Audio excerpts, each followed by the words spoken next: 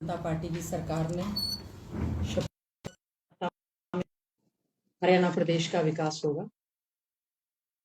में आने के बाद हरियाणा प्रदेश में जो आदरणीय चौधरी भूपेंद्र सिंह हुड्डा जी के नेतृत्व में 10 साल में जो कार्य हुए थे, चाहे वो हमारे शिक्षा के क्षेत्र में थे, चाहे चिकित्सा के क्षेत्र में थे, चाहे हमारे खिलाड़ियों का मामला था, चाहे टोटल इंफ्रास्ट्रक्चर की बात थी, चाहे पावर हाउस लगाए जाने की बात थी, रेलवे लाइन बनाए जाने की बात थी, नई नई यूनिवर्सिटीज लगाए जाने की बात थी।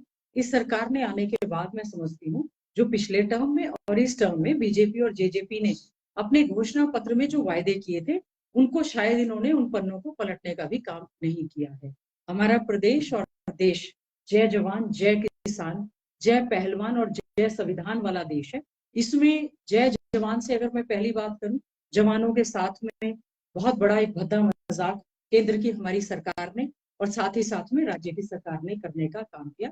हमारे जो जवान सेना की भर्ती में होते थे, देश के लिए, देश की रक्षा करने के लिए वहां पर जाते थे, उन वीरों के साथ मैं समझती हूँ बड़ा अन्याय किया है। हमारा ये खासतौर से जिला झज्जर है, रोहतक है, सोनीपत है, महेंद्रगढ़ है, इस क्षेत्र से हमारे बहुत सारे युवा फौज में भर्ती होने के लिए अपना जी जान लगा रहे थे। ये जो अग्निवीर की भर्ती की, इससे जो है बहुत ज्यादा रिजेंटमेंट इस बात को लेकर है। और अभी हाल ही में 2 अग्निवीर जो शहीद हुए हैं, हम उनको जहां श्रद्धांजलि अर्पित करते हैं, साथ ही साथ में हमारी कांग्रेस पार्टी की पूरी तरह से देश भर में मांग रही, हमने धरना प्रदर्शन भी किए कि युवाओं को रेगुलर रोजगार दिया जाए, ना कि अग्निवीर के माध्यम से सेना की भर्ती को भी कॉन्ट्रैक्ट पे किया जाए।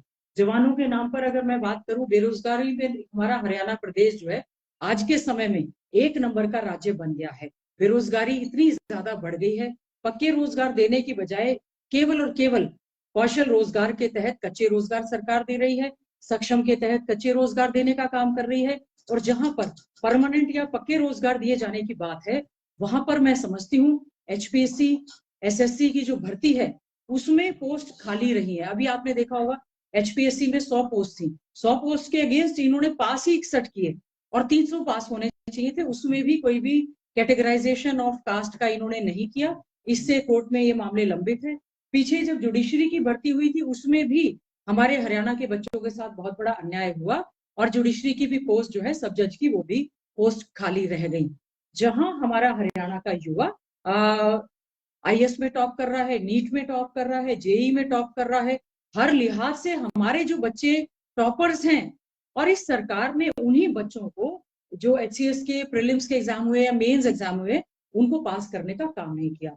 पिछले दिनों जो भी एचपीएससी या एसएससी की भर्ती हुई है, अगर आप आंकड़े निकाल कर देखेंगे उसमें ज्यादातर बच्चे जो हैं वो बाहर के हैं। उनको बाहर के बच्चों को हरियाणा में हरियाणवी एक और हरियाणा एक का नारा जरूर देती है, क्योंकि नारे और नामकरण की सरकार है, नारे देती है, लेकिन हरियाणा के बच्चों के साथ बहुत बड़ा एक अन्याय हुआ है। तो हम ये उम्मीद करते हैं कि कांग्रेस के राज में चौधरी भूपेंद्र सिंह हुड्डा जी ने जिस तरह से रेगुलर भर्ती देने का काम किया, इस समय हमारे हरियाणा के युवाओं में बहुत बड़ा एक रिजेंटमेंट है। ना उनको किसी प्रकार का बेरोजगारी भत्ता दिया जा रहा है। जो भी युवा पक्की भर्ती की मांग करते हैं उनके साथ लाठी चार्ज और डंडों के साथ और आंसू गैस के साथ उनका स्वागत किया जाता है। युवाओं ने लगातार सीईटी की भर्ती, एस्टेट की भर्ती, सीईटी को लेकर, कॉमन एंट्रेंस टेस्ट को लेकर कितनी जगह पर युवाओं ने जो है धरना प्रदर्शन करने का काम किया। हमने विधानसभा में भी आदरणीय चौधरी भूपेंद्र सिंह हुड्डा जी के नेतृत्व में इस मांग को उठाया। सांसद भाई दीपेंद्र हुड्डा जी ने भी, हर जगह पर कांग्रेस पार्टी ने समर्थन किया युवाओं को कि आप जो कॉमन एंट्रेंस टेस्ट ले रहे हैं उसमें 10-10, 15-15, 20-20 लाख बच्चे अपीयर हो रहे हैं और आप उनको पास नहीं कर रहे हैं, उनको सही रोजगार देने का काम नहीं कर रहे हैं। सरकार जो है युवाओं के साथ धोखा करने का काम कर रही है, रेगुलर जॉब देने की बजाय केवल और केवल कॉन्ट्रैक्ट पे। और इस कॉन्ट्रैक्ट में भी हरियाणा कौशल रोजगार में ये सरकार कहती है कि पर्ची खर्ची या भ्रष्टाचार नहीं चलेगा। तो मैं आपके माध्यम से कहना चाहती हूँ कि एचपीएससी के दफ्तर में अटैची के साथ इनके अधिकारी पाए जाते हैं।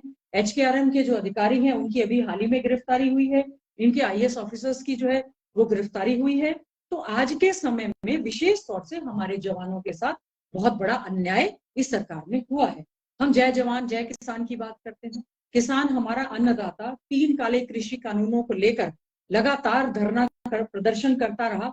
इस 9 साल के राज्य में हमारा हरियाणा जो है, हमारा कृषि प्रधान देश है, आर्थिक विकास की रीढ़ की हड्डी है। हम लोगों का सबसे बड़ा कंट्रीब्यूशन जो है वो खेती, हर दलित मजदूर जो हमारे इस पर खेती पर जो डिपेंड करते हैं, उससे ही हमारा जो इकोनॉमिक आर्थिक तौर पर हम लोग सशक्त होते हैं। लेकिन 3 काले कृषि कानून आए, जिससे कि लगातार उन्होंने दिल्ली के बॉर्डर्स पर चारों तरफ धरना प्रदर्शन किया। और ये 9 साल की उपलब्धियां गणमाने वाली वही सरकार है कि मुख्यमंत्री के आदेश पर किसानों के सर फोड़ने के आदेश दिए गए, किसानों के सर फोड़े गए, जगह जगह पर उनके ऊपर हमला करवाया गया। जो बैरिकेड्स चाइना बॉर्डर पर लगने चाहिए थे, जो बैरिकेड पाकिस्तान बॉर्डर पर लगने चाहिए थे, वो बैरिकेड, कीले, कटीली तारे जो हैं, वो जहां पर हमारा किसान प्रदर्शन कर रहा था, वहां पर उन्होंने जो है लगाने का काम किया। किसानों की क्या मांग थी? वो नहीं चाहते कि प्राइवेटाइजेशन हो, वो नहीं चाहते कि बीजेपी अपने दोस्तों को अमीर बनाए और किसानों को गरीब बनाए। उनकी मांग थी एमएसपी की मांग थी। एमएसपी की मांग को लेकर हमने हरियाणा के विधानसभा में भी प्राइवेट बिल हम लोग लेकर आए, जिसको सरकार ने नहीं माना। और आज आप सबके माध्यम से 750 से ज्यादा जो किसान हमारे शहीद हुए, हम उनको नमन करते हैं। हमारी सरकार आएगी तो उनको शहीदी का दर्जा दिया जाएगा। सरकार ने 3 काले कृषि कानून वापिस नहीं लिए। सुप्रीम कोर्ट में ये मामला लंबित भी था। उसके बावजूद केवल और केवल राजनीतिक लाभ के लिए, क्योंकि कुछ राज्यों में चुनाव थे, देश के प्रधानमंत्री ने आकर क्षमा याचना करते हुए ये कानून वापस लेने का काम किया। और आज भी मैं समझती हूँ, हमारा हरियाणा है, पंजाब है, यूपी है, इसमें हमारे जो मार्केटिंग बोर्ड है वो बहुत ही ज्यादा बढ़िया है और अच्छे ढंग से काम कर रहे हैं, जिससे कि जो शुल्क आता है, मंडियां भी अच्छी हैं, किसानों की जो खरीद है वो भी अच्छे ढंग से होती है, और डेवलपमेंट के कार्य भी होते हैं, रोड्स और इंफ्रास्ट्रक्चर बनता है। इस सरकार ने, पोर्टल की सरकार ने लोगों से सीधा संवाद करने की बजाय पोर्टल के माध्यम से कार्य करना शुरू किया। हमारे किसान जो है, आज मंडियों में आपने हालत देखी होगी, क्या बाजरे की हालत हुई, क्या धान की हालत हुई, क्या गेहूं हमारा है। मंडियों में हमारा अनाज जो है वो पिट गया। मेरी फसल मेरा ब्यौरा योजना के तहत इन्होंने एक जो पोर्टल बनाया, जो केवल मात्र रजिस्टर्ड पोर्टल थे, उनकी फसल खरीदने का वायदा किया, और जबकि 72 घंटे में पेमेंट का जो वायदा था, इनका पूरी तरह से वो झूठा साबित हुआ। किसानों को, अन्नदाता को उनकी फीस का पैसा, उनकी जो लागत थी वो भी नहीं मिला। ऊपर से ओलावृष्टि हुई, बारिश हुई, बाढ़ आई, उसके बाद इसका भी एक पोर्टल, क्षतिपूर्ति पोर्टल बना दिया गया। और मैं बिल्कुल कह सकती हूँ, हमारे क्षेत्र के साथ, झज्जर के साथ पूरी तरह से भेदभाव किया। ये जो क्षतिपूर्ति पोर्टल है ये नहीं चले और किसानों को उसका मुआवजा नहीं दिया। हमारे क्षेत्र में जहां पर 70 से 80% का खराबा था, वहां पर भी इन्होंने 25% से नीचे दिखाया, जिसका मामला हमने हरियाणा की विधानसभा में उठाने का काम किया। तो मैं समझती हूँ, ये जो सरकार है, पोर्टल पे पोर्टल, पोर्टल पे पोर्टल, हम लोग कोई ई गवर्नेंस के खिलाफ नहीं है, लेकिन इनके पोर्टल जो है चले नहीं, और हमारे किसान अन्नदाता को बहुत ज्यादा दिक्कत हुई। फसलों के दाम इनके मिले नहीं। कह रहे थे कि इस नया जो कानून लेकर आए हैं, उससे आप किसी भी मंडी में बेचें, किसी भी जिले में बेचें, किसी भी राज्य में बेचें, या कहीं भी जाएं, चाहे आप जाकर कन्याकुमारी में बेच दें। लेकिन हालत ये हुई है, जो किसान हमारा मंडियों में लेकर आया, उसका फसल जो यहाँ पर थी उसकी लिफ्टिंग नहीं हुई, पड़ा हुआ जो हमारा अनाज था वो भी खराब हुआ। आज के समय में आढ़ती भी परेशान है, किसान भी परेशान है, और मजदूर भी परेशान है। तो जय जवान जय किसान। और फिर मैं बात करूंगी जय पहलवानों की। हमारे आज सबसे पहले मैं बधाई देना चाहूंगी हमारे सभी खिलाड़ियों को, जो कि एशियन मेडल लेकर यहाँ पर जीत कर आए हैं। और अभी पैरा एशियन के भी जो खेल चल रहे हैं, उसमें भी हमारे खिलाड़ियों ने हरियाणा प्रदेश का नाम रोशन करने का काम किया है, देश के तिरंगे को ऊपर ले जाने का और लहराने का काम किया है। सभी खिलाड़ियों को हम अपनी ओर से बहुत बहुत बधाई और शुभकामनाएं देते हैं। सभी खिलाड़ी याद कर रहे हैं कांग्रेस के चौधरी भूपेंद्र सिंह हुड्डा जी के राज को, जिसमें उन्होंने कहा था, पदक लाओ और पद पाओ की नीति के तहत जो भी हमारा खिलाड़ी गोल्ड मेडल ओलंपिक में, एशियन गेम्स में लेकर आएगा, हम उनको डीएसपी लगाने का काम करेंगे। हमने हमारी कांग्रेस की सरकार के समय में डीएसपी, इंस्पेक्टर, सब इंस्पेक्टर लगाने का काम किया। जो बच्चे एवरेस्ट पर चढ़े, हमने उनको डीएसपी लगाने का काम किया। आज ही मैं मुख्यमंत्री जी की स्टेटमेंट पढ़ रही थी कि वो डीएसपी या इंस्पेक्टर नहीं लगाएंगे, एचपीएससी के माध्यम से रोजगार देने की बात कर रहे हैं। ग्रुप डी तक में भी हमारे खिलाड़ियों को रोजगार नहीं दिया। और बेटी बचाओ बेटी पढ़ाओ की ब्रांड एम्बेसडर बनाई थी साक्षी मलिक। ब्रांड एम्बेसडर के साथ क्या बर्ताव हुआ है। हमारे खिलाड़ी पहलवान, यौन शोषण का जो अपराध उनके साथ बीजेपी के सांसद ब्रिजभूषण द्वारा किया गया, हमारी बहन बेटियां सारी की सारी जंतर मंतर पर धरना देती रही और हमारे मुख्यमंत्री की कोई फर्क नहीं पड़ा, मन की बात करने वाले देश के प्रधानमंत्री को फर्क नहीं पड़ा। ये वही बेटियां हैं जिनको देश के प्रधानमंत्री कह रहे थे ये हमारी बेटियां हैं। ये वही बेटियां हैं जिन्होंने हरियाणा में बेटियों की संख्या कम होने के बावजूद देश के तिरंगे को लहराकर मेडल लाने का काम किया। कोर्ट में जाना पड़ा इनको एफआईआर दर्ज करवाने के लिए। तो बहन बेटियों के साथ, पहलवानों के साथ, खिलाड़ियों के साथ जो अन्याय हुआ है, उससे हमारे जो हरियाणा में नर्सरी में जो बच्चे, अखाड़ों में जो बच्चे, स्कूलों में जो बच्चे खेलों के प्रति जिनका रुझान था, जो तैयारियां कर रहे थे, उनका जो है मनोबल बहुत ज्यादा गिरा। और आज भी जो हमारे खिलाड़ी जो इस समय मेडल लेकर आए हैं, आपने देखा होगा उनका रुझान यूपी की तरफ, दूसरे राज्यों की तरफ जा रहा है, क्योंकि हरियाणा में उनको कोई उम्मीद की किरण लगती नहीं है कि जिससे उनको रोजगार के कोई साधन मिल सके।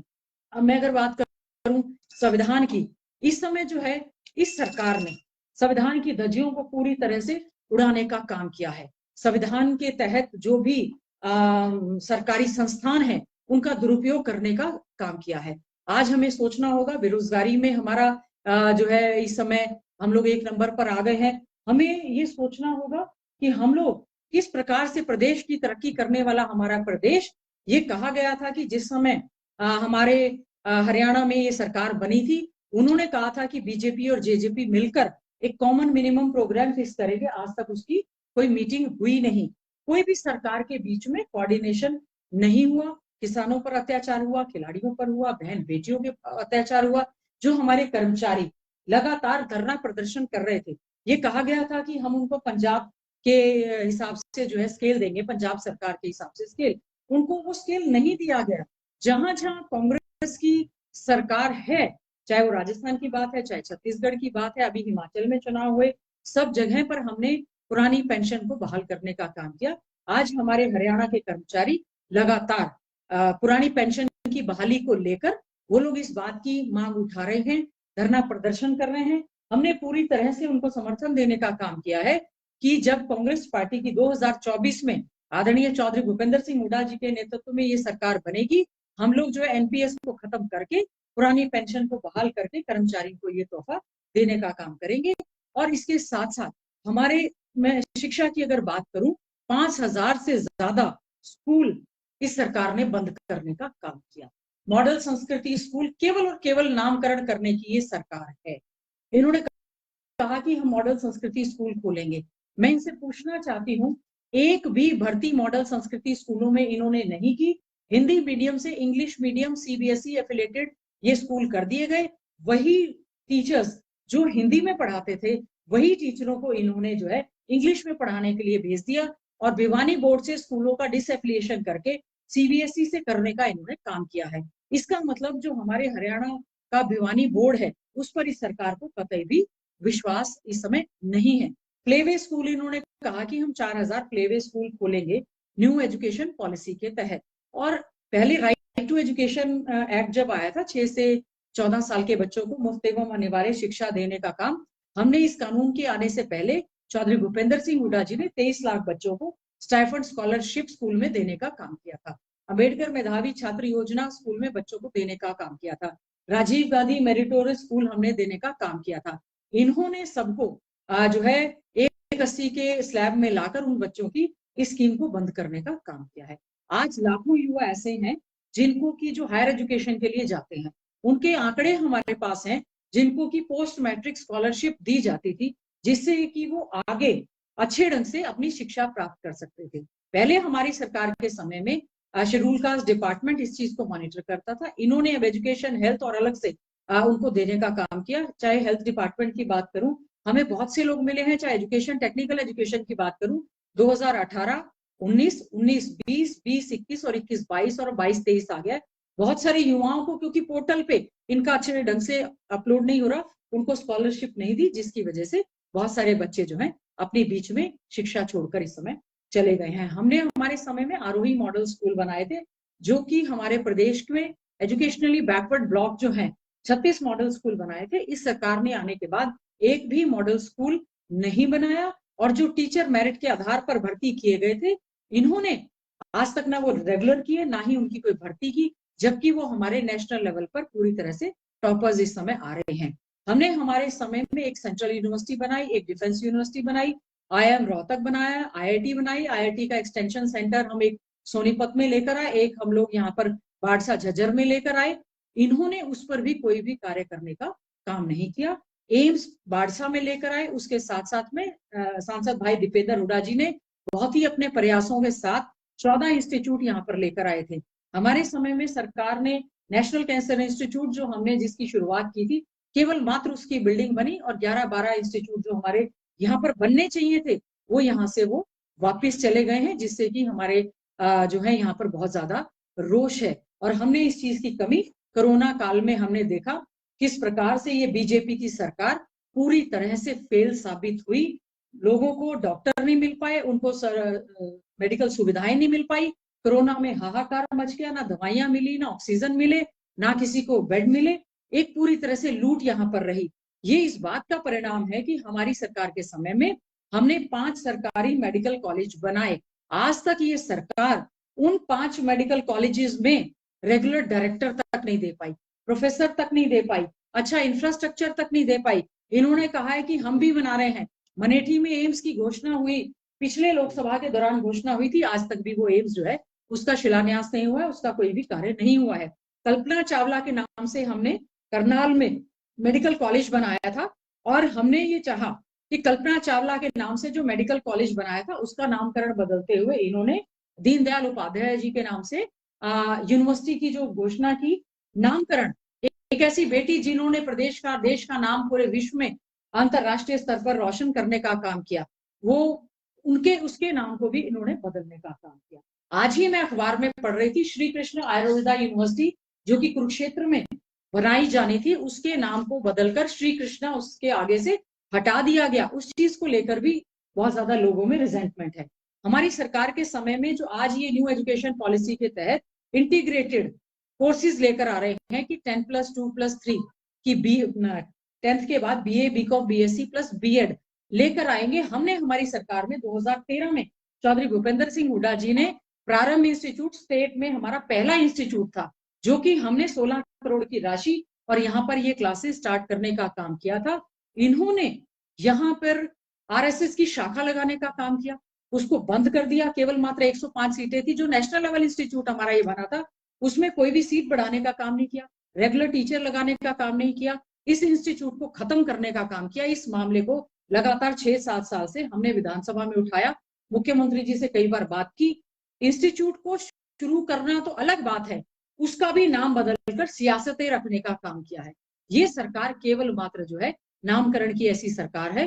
तो मैं समझती हूँ कि हमें ये पूरा ध्यान देना होगा और एक PPP के माध्यम से जो ये सरकार बार बार ये कहती है कि परिवार पहचान पत्र कंपलसरी है। मुख्यमंत्री जी कहते हैं कि ये मेरा ड्रीम प्रोजेक्ट है परिवार पहचान पत्र। हम पूछना चाहते हैं कि 1,80,000 रुपए की आय सीमा करके आपने 5.5 लाख से ज्यादा लोगों की बुढ़ापा पेंशन काटने का काम किया है। 25,000 से ज्यादा हमारी जो विधवा बहनें हैं उनकी आपने पेंशन काटने का काम किया है। इतने ही विकलांग हमारे जो साथी हैं उनकी पेंशन को काटने का काम किया है। परिवार पहचान पत्र आज के समय में हमारा परमानेंट परेशानी पत्र हो गया है। सरकार हमारी बनेगी, सबसे पहले इसको खत्म करने का काम करेंगे। और हम मांग करते हैं कि जिस प्रकार से कांग्रेस पार्टी ने ये मांग की है कि जातिगत जनगणना होनी चाहिए, हमारी जो कांग्रेस पार्टी की CWC की मीटिंग हुई थी उसमें ये मांग है कि चाहे शेड्यूल कास्ट है, चाहे बैकवर्ड क्लास है, हमारा OBC है, हमारा माइनॉरिटी है, हमारी जनरल कम्युनिटी है, हमने तो क्योंकि EWS को भी जो है आरक्षण देने का काम किया था। हर एक व्यक्ति का हक है। जातीय जनगणना की मांग हम लोग हमारे प्रदेश में भी करते हैं, क्योंकि ये जो परिवार पहचान पत्र बनाए जा रहे हैं उसमें जाति लिखे जाने का एक कॉलम है। तो सरकार उसको उसका श्वेत पत्र जारी करके परिवार पहचान पत्र के माध्यम से जो आपने आंकड़े इकट्ठे किए हैं, हमारी ये मांग है उन आंकड़ों को भी आप सार्वजनिक करने का काम करें, ताकि यहाँ पर हर जात बिरादरी को जो है उनका पूरी तरह से प्रतिनिधित्व मिलने का काम करें। और मैं समझती हूँ जो 5 मेडिकल कॉलेज हमने बनाए, हमने 5-6 पावर जो है बड़े बड़े कारखाने हमारे क्षेत्र में, झज्जर में हमारा जो है, झाड़ली में, खानपुर में लगा, इन्होंने कई जगह पर यूनिट्स को उसको बंद करने का काम किया है। हम लोग रेलवे लाइन लेकर आई, मैं पूछना चाहती हूँ 1 इंच भी रेलवे लाइन यहाँ पर नहीं बढ़ी। हमारे समय में मेट्रो यहाँ पर आई, 1 इंच भी मेट्रो यहाँ पर नहीं लेकर आई। मैं पूछना चाहती हूँ कि भारतीय जनता पार्टी के जो अध्यक्ष है वो जिला झज्जर से हैं, एक भी योजना परियोजना वो गिनवा दें, आप उनसे जरूर पूछना, एक भी ऐसी योजना जो है वो यहाँ पर लेके आए हो। सूचक वास बाईपास का हम लोग शोर करते रहे, पूरे के पूरे प्रदेश में हमारे शहर के, हमारे गांव के सड़कों की जो बद से बदतर हालत है, पार्कों की जो बद से बदतर हालत है। गाय को कह रहे हैं कि राष्ट्रीय, हम लोग जो है राष्ट्रीय माता करें, गाय हमारी माता है, हम मना नहीं करते, लेकिन आवारा पशु गाय जो है किस प्रकार से धक्का खा रहे हैं, गंदगी के ढेर लगे हुए, स्वच्छता के नाम पर जो है करोड़ों रुपए का घपला यहाँ पर हो रहा है, बेटी बचाओ बेटी पढ़ाओ नारे की जो है धज्जियां उड़ाई जा रही हैं। इनके मंत्री संदीप सिंह यौन शोषण में उनका नाम आया, झज्जर की बेटी के खिलाफ जो है किस तरह से मुख्यमंत्री ने, हमें शर्म आती है प्रदेश में कैसे मुख्यमंत्री हैं। 700 पेज की चार्जशीट दाखिल हो गई, उसके बावजूद भी वो कह रहे हैं ना उनको पद से हटाया कि मैं इस्तीफा नहीं लूंगा नहीं लूंगा नहीं लूंगा। तो 9 साल में इनकी ये उपलब्धि है कि बहन बेटियों की इज्जत आबरू को ये सुरक्षित नहीं कर पाए।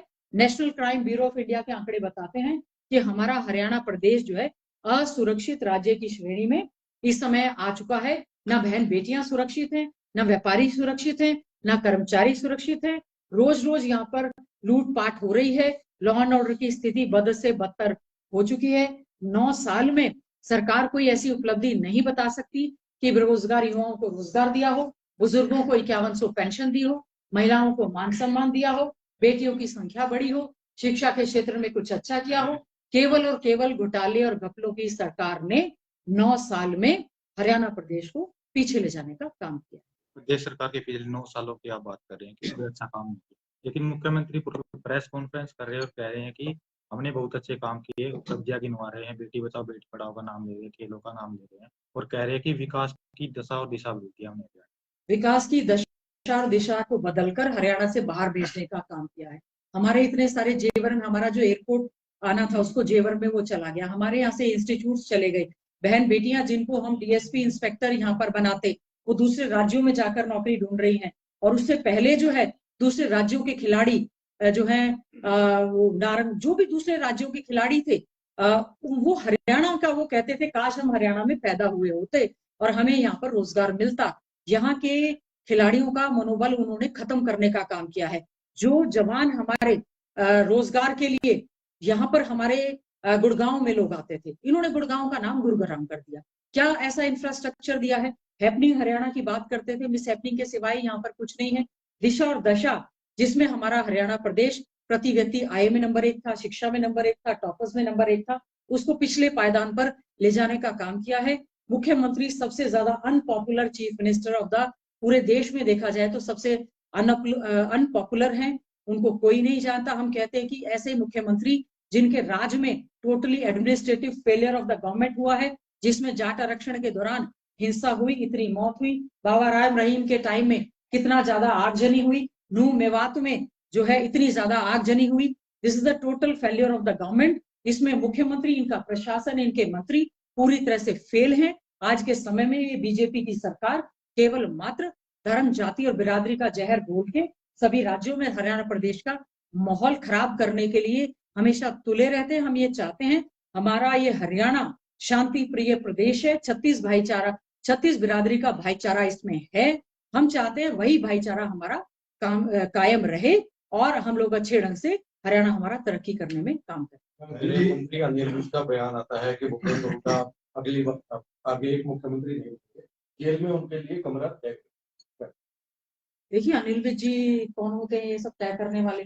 जनता तय करेगी, क्योंकि ये भारतीय जनता पार्टी की केंद्र की सरकार हो, राज्य की सरकार हो, राजनीतिक द्वेष की भावना से ईडी सीबीआई का दुरुपयोग करते हुए राजनीतिक लोगों पर इस तरह से ये प्रहार करने का काम करते हैं। हमें जुडिशरी पर पूरी तरह से विश्वास है। हम समझते हैं जिस तरह से हमारे आदरणीय नेता राहुल गांधी जी को इन्होंने जो है उनकी सदस्यता तक को खत्म करने का काम किया था, हमें हमारे देश की न्यायपालिका पर पूरी तरह से विश्वास है। मैं समझती हूँ हमारी भारत जोड़ो यात्रा जो हुई उससे राहुल गांधी जी की जो पॉपुलैरिटी हुई, उसमें भी विज साहब पता नहीं क्या कह रहे थे। विज साहब तो कह रहे हैं मेरी चलती ही नहीं है। विज साहब तो कहते हैं कि मुझे तो होम डिपार्टमेंट में क्या चल रहा है मुझे कोई पूछता ही नहीं है। विज साहब को मैंने कहते हुए सुना टीवी पर, उन्होंने कहा कि स्वास्थ्य विभाग की फाइलों के बारे में मुझसे ना पूछे, अच्छा होगा अपने आप को, हमारे भाई हैं, मैं उनका सम्मान करती हूँ, अपने आप को गब्बर कहने वाले होम मिनिस्टर जो हैं ये कहते कि मुझे सीआईडी से खबर मिली थी कि नूह मेवात में इस तरह के दंगे होंगे। टोटली फेल मिनिस्टर हैं, ना वो स्वास्थ्य में अच्छा कर पाए, ना ही वो होम डिपार्टमेंट में अच्छा कोई कार्य कर पा रहे हैं। इसीलिए चौधरी भूपेंद्र सिंह हुड्डा जी की कांग्रेस की चिंता ना करते हुए वो अपने महकमों में अच्छे ढंग से कार्य करने का काम करें। सरकार में मुख्यमंत्री जी और विज साहब के बीच में जो बताते हैं डंडा बजा रहता है, हम उम्मीद करते हैं थोड़ा सा जो समय है उसमें कुछ ना कुछ वो अच्छा करके दिखाएं। पहली बात करी 9 साल की समीक्षा की है जी सरकार। आप समय समय पर विधानसभा में झज्जर हल्के की मुद्दे उठाते रहते हैं। जी आपकी उस आपत्ति के बाद क्या आपको लगता है कोई भी काम सरकार ने आपके हल्के में किया हो, आपकी आपत्ति? देखिए, हमने हमारा पूरा प्रयास किया, हमने पूरा प्रयास किया कि हमारे क्षेत्र में जो रोड्स की बड़ी बुरी हालत है, जिसकी वजह से जो हेवीली लोडेड यहाँ पर ट्रॉले ट्रॉले चलते हैं, मैंने आंकड़ों के साथ कहा इतने ज्यादा एक्सीडेंट हो गए हैं, सरकार की कान पर कोई जूं नहीं रही। हमने पूरा प्रयास किया रोड्स के लिए, पार्कों के लिए, गलत स्टेटमेंट देते हैं, हमने इसको अश्योरेंस कमेटी पे भी ले जाने का काम किया। आपने देखा होगा यहाँ के जेजेपी के जो डिप्टी चीफ मिनिस्टर हैं, हमने फोटो के साथ ये दिखाने का उनको प्रयास किया कि हमारे हरियाणा में, हमारे झज्जर के क्षेत्र में सड़कों में गड्ढे ही गड्ढे हैं। और उन्होंने कहा कि आप wrong statement on the floor of the house दे रहे हैं। और उन्होंने जब मुझे ये कहा कि आप कैमरों में गड्ढे घुसाकर फोटो खींच कर लाए, मैंने बिल्कुल कहा कि हाँ, कैमरे हम लोग गड्ढों में घुसाकर सड़कें ढूंढने का प्रयास कर रहे हैं। आज भी ये सरकार पूरी तरह से नाकामयाब है। हमने चाहे सड़कों की बात उठाई, हमने पार्कों के लिए, मैं प्रिविलेज मोशन लेकर आ रही हूँ लोकल बॉडीज मिनिस्टर के खिलाफ, पीडब्ल्यूडी मिनिस्टर के खिलाफ। उन्होंने कहा कि हमने राशि जारी कर दी है, 134 करोड़ की राशि चूचकवास से लेकर खेड़ाक्रू कर दी है, 58 करोड़ की राशि, 68 करोड़ की राशि हमने सालावास से लेकर वहां तक कर दी है, 100 करोड़ हमने यहाँ कर दिया है। और जो 25 करोड़ विधायकों को दिया गया था, जो शहर की बद से बदतर हालत थी, वो हमने हमारी विधायक निधि के तहत, जो हमारा विधायकों का हक है, जो हमने शोर मचाया, उससे केवल मात्र कारपेटिंग करने का काम ये जो आज कर रहे हैं। हमने प्राइवेट मेंबर बिल में लेकर आई, जिसमें कि हमारे बेसहारा आवारा पशु, हमारी जो गाय हैं, दूसरे पशु हैं, बंदर हैं, उनकी वजह से जो नंबर ऑफ एक्सीडेंट्स पूरे देश में, पूरे प्रदेश में हो रहे हैं, हमने आंकड़े रखे कि ये कूड़े के ढेर पर गाय जो है मुंह मारती है और आवारा पशु। मुख्यमंत्री जी ने खड़े होकर कहा कि हमारी भावनाओं को ठेस पहुंचती है, गाय हमारी माता है, इसको आवारा ना कहे। इन हमारा बेसहारा पशुओं के लिए हमने पूरे 1.5 घंटे तक इस पर बहस करने का काम किया, लेकिन आज भी इनकी सेहत पर कोई फर्क नहीं पड़ा। हमारी गौशालाओं में आपने देखा होगा लंपी की जो बीमारी गांव में फैली, उसमें भी इन्होंने कोई भी कार्य करने का काम नहीं किया। भ्रष्टाचार, स्कीम्स आई, पैसा आया है, नगर परिषद झज्जर पूरी तरह से भ्रष्टाचार हमारे बीजेपी के अध्यक्ष के संरक्षण में यहाँ पर पूरी तरह से पल रहा है। हमने जो मांग की, हमने हमारा प्रयास किया, कई जगह पर हमने स्कूल की बिल्डिंग्स बनवाने का काम किया, जेएलएन से हमने खेड़ी कुमार खातीवास तालाब में पानी जो लाने का है वो हमने पूरा प्रयास किया।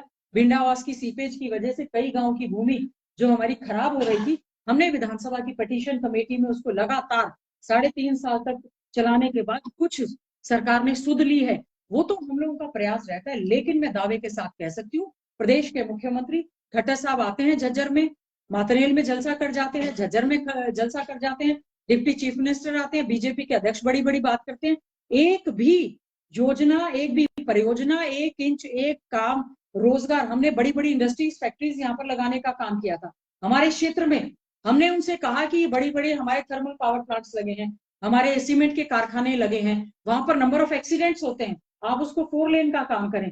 उन्होंने सिवाय जो सड़कें भारत सरकार ने टोल लगा रखे हैं, केवल और केवल वो सड़कें जहां पर लोगों की जेब को खाली करने का काम किया जाता है, केवल और केवल उसको सुधारने का काम किया है। मैं समझती हूँ क्योंकि हम लोग यहाँ से चारों के चारों कांग्रेस पार्टी के विधायक हैं, चौधरी भूपेंद्र सिंह हुड्डा जी के आशीर्वाद से, भाई दीपेंद्र हुड्डा जी के सहयोग से हम लोग एक बहुत अच्छे ढंग से कार्य कर रहे हैं।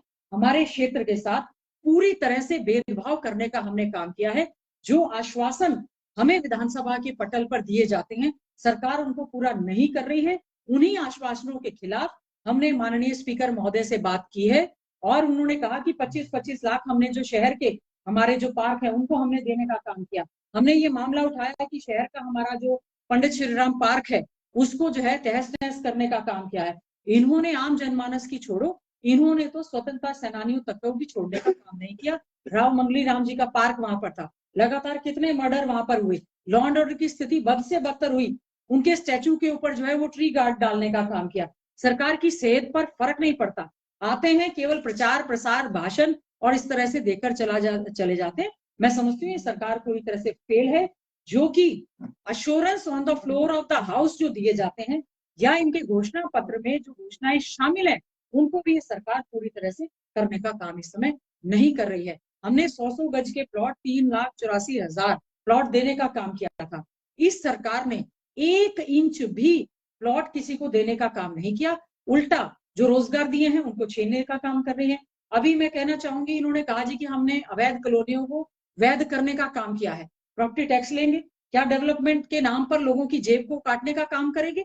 क्या फायदा ऐसा है जो देने का काम किया है? क्या स्वच्छ पेयजल की सुविधा करेंगे? क्या उनको बिजली कनेक्शन देंगे? क्या पार्क इंफ्रास्ट्रक्चर देने का काम करेंगे? केवल जाते जाते इन्होंने सरपंचों के साथ क्या किया, सरपंचों की पावर्स को स्नैच करने का काम किया, जो कि चुनी हुई सरकार है, नगर परिषद के, नगर पालिका के चेयरमैन, कॉर्पोरेशन के चेयरमैन या मेयर हैं, उनकी पावर्स को इन्होंने खत्म करने का काम किया। आज के समय में मैं समझती हूँ, चाहे नंबरदार चले जाएं, चाहे सरपंच चले जाएं, चाहे नगर परिषद के चेयरमैन चले जाए, पहली बार हुआ है चुने हुए नुमाइंदों को ये सरकार चोर कहने का काम करती है और उनके साथ मान सम्मान देने की बजाय उनकी पावर्स को खत्म करने का काम कर रही है। केंद्र की सरकार भी और राज्य की सरकार भी पूरी तरह से फेडरल स्ट्रक्चर को खत्म करते हुए, डिसेंट्रलाइजेशन को खत्म करते हुए, केवल और केवल 24 घंटे मुख्यमंत्री जी पेड न्यूज के माध्यम से मीडिया में केवल और केवल अकेले नजर आते हैं। सेंट्रलाइजेशन ऑफ पावर की जा रही है। आज के समय में मैं समझती हूँ बीजेपी के चाहे वो मंत्री हैं, चाहे वो विधायक हैं, इनके मुखर होकर सरकार के खिलाफ बोल रहे हैं। जहां तक आपने अग्निवीर की बात की, वैसे सरकार जो है अग्निवीर को आम सैनिकों को बराबर मानती थी, लेकिन जो शहीद होने के बाद उनको शहीदों का दर्जा नहीं देते, उसके बारे में क्या कहें? देखिए, हमने पहले ही बताया था, जो अग्निवीर की भर्ती है, हम लोग इसके पूरी तरह से खिलाफ है। अग्निवीर की भर्ती से हमारे युवाओं का मनोबल टूटा है। 17 साल का बच्चा हमारा जो भर्ती हो जाता है, 21-22 साल की उम्र में रिटायर होके आ जाता है, और अगर इस दौरान उसकी शहादत हो जाती है तो किस प्रकार से अपमान करते हुए एम्बुलेंस से केवल और केवल डेड बॉडी यहाँ पर जो है उसकी पहुंचा दी जाती है।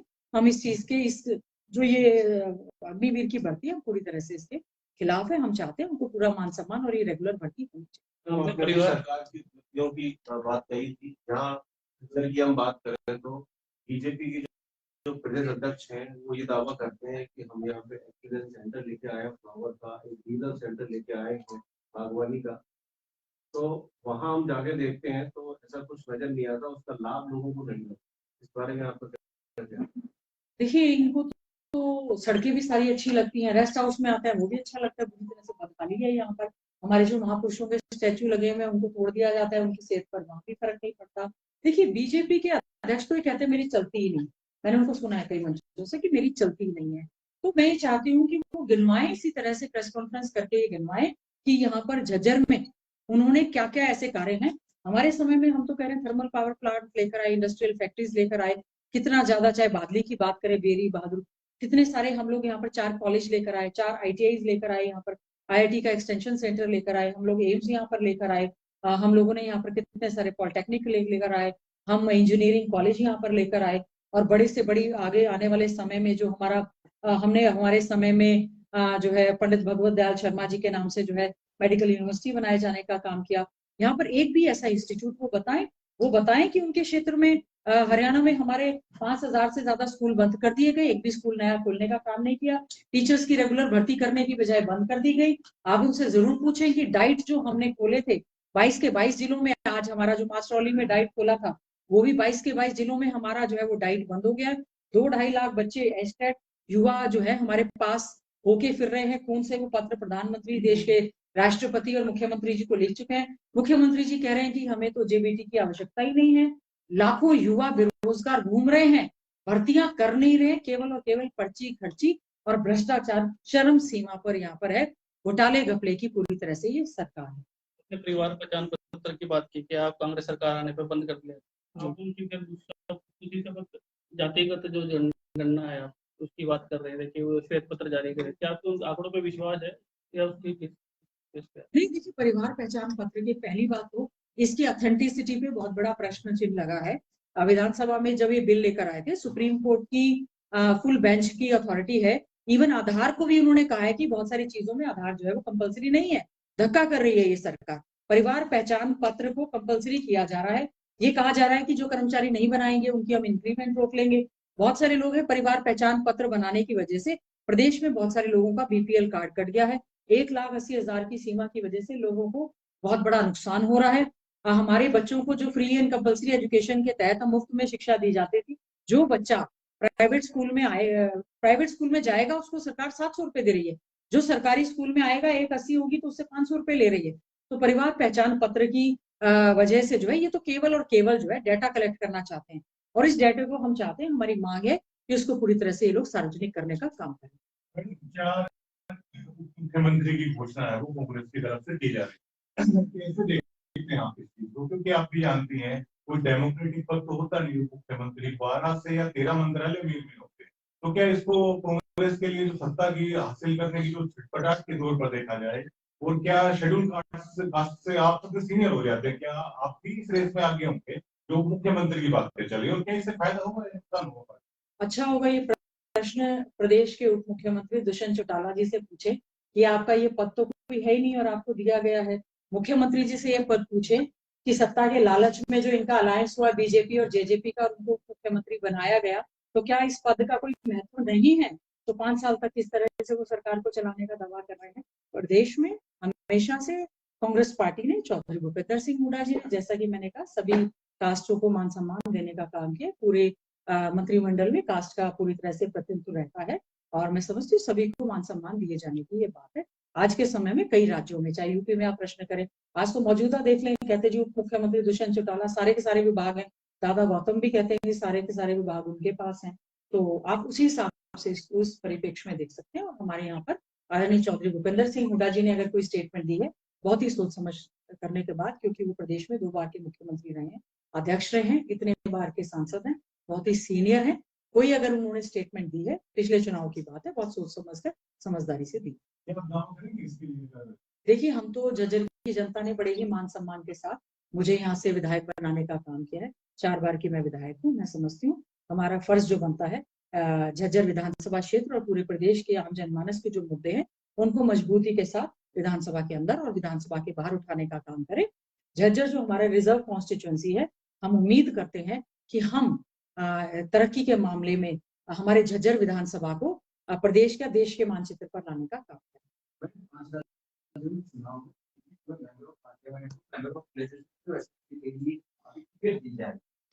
देखिए, ऐसा ही बीजेपी की बौखलाहट है। मैं समझती हूँ 5 राज्यों में जो समय चुनाव होने वाले हैं, जिस प्रकार से हिमाचल का जो चुनाव हुआ था, हम लोग थम्पिंग मेजोरिटी के साथ जीते थे। कर्नाटक का जो चुनाव हुआ था, थम्पिंग मेजोरिटी के साथ हम लोग वो चुनाव जीते थे।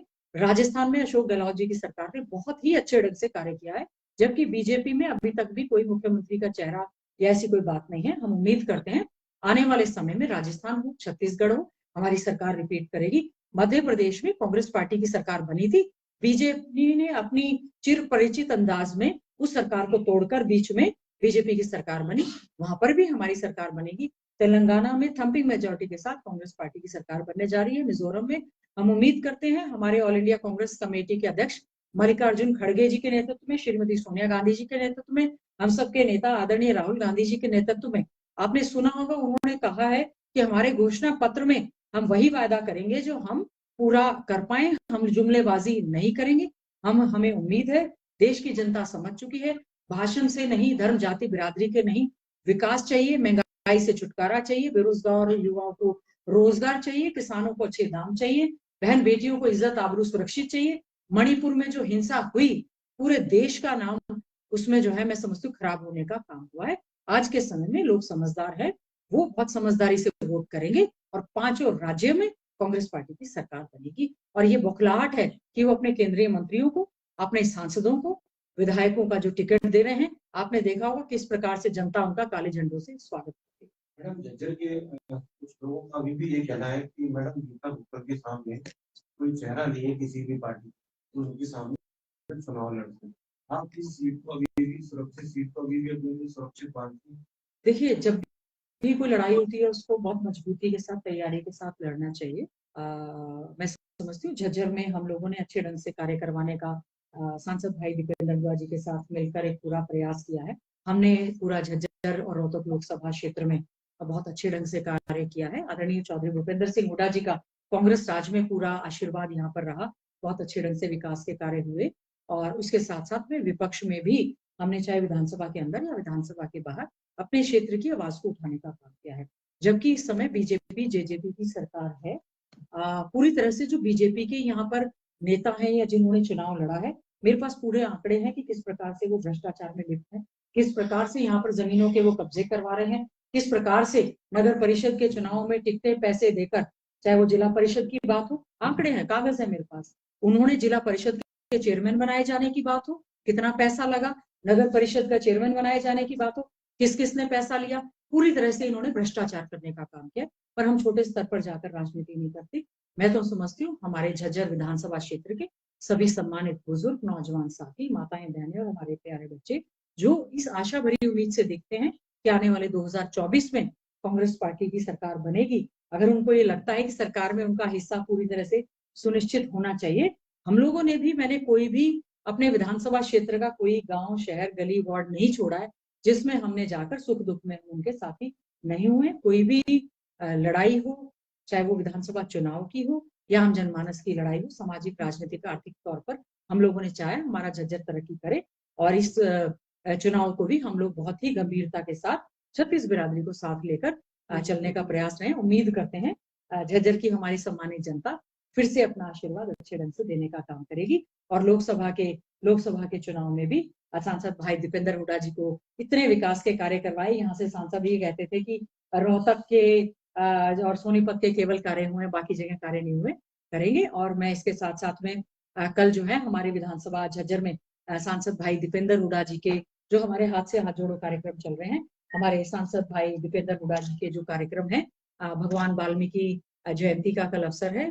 भगवान वाल्मीकि जयंती प्रकट उत्सव पर सभी को बहुत बहुत बधाई, शुभकामनाएं देती हूँ। शहर में भगवान वाल्मीकि जयंती का एक आयोजन किया जाएगा। उसके बाद कबलाना में हमारे एक कम्युनिटी सेंटर का शिलान्यास किया जाएगा और पब्लिक मीटिंग होगी। बधानी में भी हमारे पब्लिक मीटिंग होगी और हमारे एक बहुत बड़ी चौपाल है, उसका उद्घाटन किया जाएगा। खेड़ी आसरा है, सुरपुर, विभिन्न गाँव में हमारे सांसद भाई दीपेंद्र हुडा जी के कार्यक्रम रहेंगे। और मैं समझती हूँ जिस प्रकार से आज के समय में लोगों का मुंहभंग बीजेपी से हुआ है, कांग्रेस के साथ लोग जोड़ना चाहते हैं और इसी प्रकार से अभी 2 दिन पहले भी विजयदशमी के त्योहार पर कांग्रेस भाई दीपेंद्र हुडा जी यहाँ पर आए थे और उन्होंने सभी को बधाई देने का काम करेंगे। कल के कार्यक्रम के लिए भी मैं सभी हमारे सम्मानित साथियों को, कल के जो हमारे कार्यक्रम है उनके लिए भी मैं आप सबको न्योता देने का काम करेंगे और आप सभी यहाँ पर आए, मैं आप सबका बहुत बहुत एक साल का जो हमारे कांग्रेस अध्यक्ष खड़गे जी का भी जो कार्यकाल रहा है, मैं समझती हूँ बहुत ही अच्छे ढंग से कांग्रेस ने अच्छे ढंग से कार्य किया है और आने वाले समय में 9 साल बेमिसाल जो ये कह रहे हैं, हम इनको देखेंगे कि फील्ड में इनके मंत्री जा नहीं पा रहे हैं, जनसंवाद हो नहीं पा रहा है। आने वाले समय में आदरणीय चौधरी भूपेंद्र सिंह हुडा जी के नेतृत्व में, कांग्रेस पार्टी के अध्यक्ष के नेतृत्व में और हम लोग सब साथी मिलकर कांग्रेस पार्टी की नीतियों का प्रचार प्रसार करने का काम करेंगे।